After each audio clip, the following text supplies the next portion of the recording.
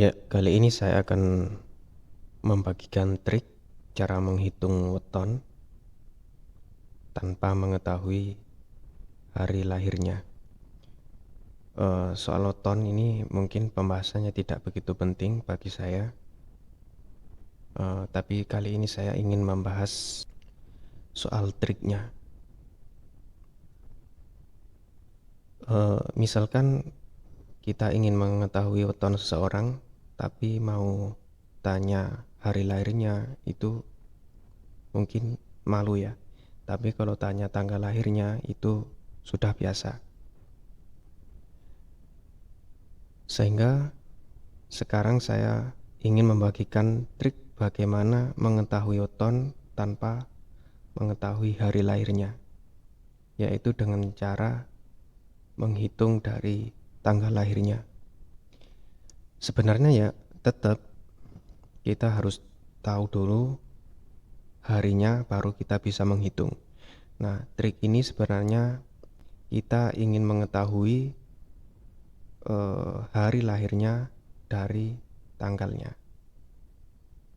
Jadi dari tanggal lahir ini kita bisa melihat hari dan pasarannya, sehingga kita bisa mengetahui atau menghitung wetonnya. Untuk cara ini saya belum tahu ya, ini sebelumnya sudah ada yang memakai atau belum, atau sudah ada yang menemukannya sebelumnya atau belum, saya belum tahu. Sehingga saya sendiri juga tidak mengklaim bahwa cara ini penemuan saya. Karena saya sendiri juga belum tahu sebelumnya sudah ada atau belum. Nah, untuk artikel ini bisa dilihat di blog, di pencarian cari saja weton. Nah, ini paling atas. Nah, di situ baca saja ya bagian paragraf paling atas. Itu agaknya penting untuk dipahami. Nah, langsung saja ke caranya. Jadi hari pasaran itu selama 4 tahun itu selalu sama. Nah, dari mana kita mengetahui bahwa di tahun itu hari pasarannya sama?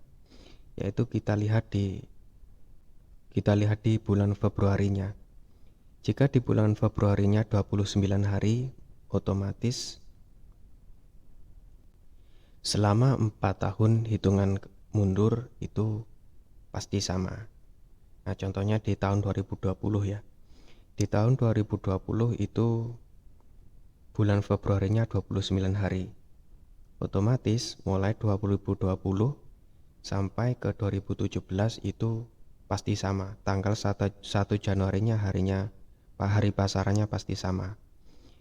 Nah, untuk di tahun 2020 itu tanggal 1 Januarinya itu hari pasarannya legi.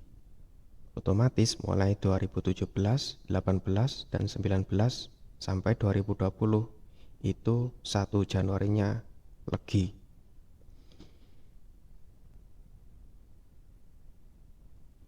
Jadi misal lahirnya tanggal 2 Januari tahun 2017 sudah dipastikan bahwa itu hari pasarannya pahing, karena setelah lagi pahing. Untuk lebih jelasnya dilihat saja di blog ya. Kemudian soal hari umum yang Senin, Selasa, Rabu, dan seterusnya itu nggak bisa sama, setiap tahunnya nggak bisa sama. Karena hari umum itu ada 7 hari, sehingga tidak bisa di 7 hari itu kalau dibagi 360 pasti sisa ya. Jadi nggak bisa sama. Kalau hari Jawa kan ada 5, jadi bisa sama setiap tahunnya. Itu pun hanya berlaku selama 4 tahun. Nah, untuk hari umum ini nggak bisa sama. Tahun berikutnya itu pasti selisih 1 hari.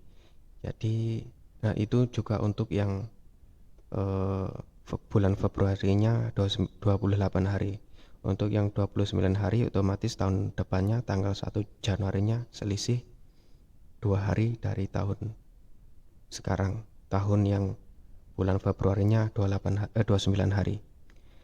Contohnya ini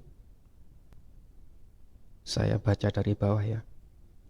Jadi tahun 2010 sampai 2011 itu bulan Februarinya 28 hari. Sehingga jika tanggal 1 Januari 2010 Jumat, otomatis 1 Januari 2011-nya Sabtu, karena selisih 1 hari, seperti yang saya jelaskan tadi.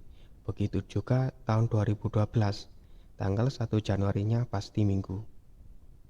Nah, karena tahun 2012, bulan Februarinya 29 hari, otomatis tahun depannya 2013, 1 Januarinya selisih 2 hari, jadi Selasa. Begitu seterusnya. Jadi misal dari data yang saya jelaskan di sini, misal lahirnya tahun 2010 bulan Januari tanggal 2, itu bisa dipastikan hari Sabtu. Nah, dari penjelasan-penjelasan tadi kita bisa ambil contoh seperti yang di sini di blog dijelaskan. Misalkan lahirnya tanggal 17 Januari 2010. 2010 itu 1 Januarinya hari umumnya adalah Jumat. Nah, sampai ke tanggal 17 bisa dipastikan itu hari Minggu. Ya, silakan dihitung sendiri. Kalau tanggal 1-nya itu Jumat, tanggal 17-nya hari apa? Itu pasti Minggu. Nah, untuk hari pasarannya tahun 2010 itu 1 Januarinya hari pasarannya Wage. Sehingga jika dihitung tanggal 17-nya pasti Kliwon. Silakan coba dihitung sendiri ya. Tanggal 1-nya Wage, tanggal 17-nya pasti Kliwon. Sehingga bisa dipastikan jika lahir tanggal 17 Januari 2010 itu hari Minggu Kliwon. Nah, jika sudah mengetahui hari dan pasarannya, tentu sangat mudah menghitung wetonnya. Di bawah juga saya jelaskan. Jadi hari Minggu, Senin, Selasa hari-hari umum, dan hari-hari pasaran itu neptunya atau nilainya itu berapa. Nah, soal ini orang-orang tua pasti sudah pada paham. Jadi itu triknya. Jika belum dipahami atau kurang bisa dipahami, coba baca saja di blog. Untuk linknya nanti juga akan saya tampilkan di deskripsi. Nah, soal cara ini itu sudah ada yang memakai atau sudah ada yang menemukan sebelumnya, saya tidak tahu. Yang jelas saya memakai cara ini, cara atau trik ini saya buat sendiri.